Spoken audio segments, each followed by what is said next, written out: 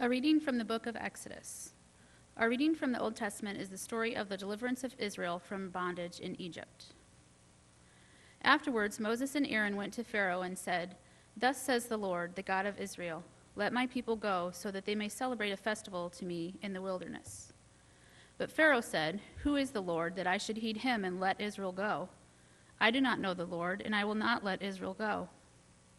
Then Moses turned again to the Lord and said, "O Lord, why have you mistreated these people? Why did you ever send me?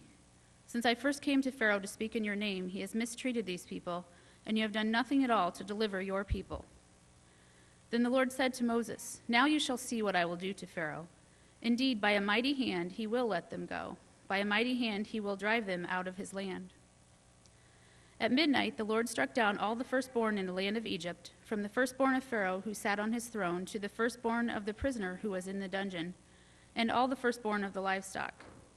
Pharaoh arose in the night, he and all his officials and all the Egyptians, and there was a loud cry in Egypt, for there was not a house without someone dead. Then he summoned Moses and Aaron in the night and said, "Rise up, go away from my people, both you and the Israelites. Go, worship the Lord, as you said." As Pharaoh drew near, the Israelites looked back, and there were the Egyptians advancing on them. In great fear, the Israelites cried out to the Lord. They said to Moses, "Was it because there were no graves in Egypt that you have taken us away to die in the wilderness?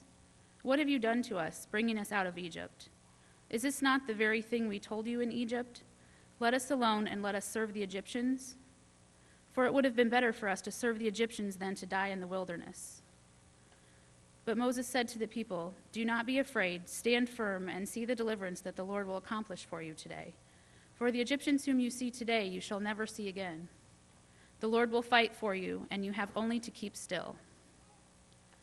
The angel of God, who was going before the Israelite army, moved and went behind them, and the pillar of cloud moved in front of them and took its place behind them. Then Moses stretched out his hand over the sea. The Lord drove back the sea by a strong wind, east wind, all night, and turned the sea into dry land, and the waters were divided.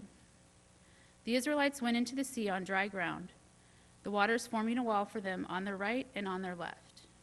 The Egyptians pursued and went into the sea after them, all of Pharaoh's horses, chariots, and chariot drivers. At the morning watch, the Lord, in the pillar of fire and cloud, looked down upon the Egyptian army and threw the Egyptian army into panic. He clogged their chariot wheels so that they turned with difficulty. The Egyptians said, "Let us flee from the Israelites, for the Lord is fighting for them against Egypt."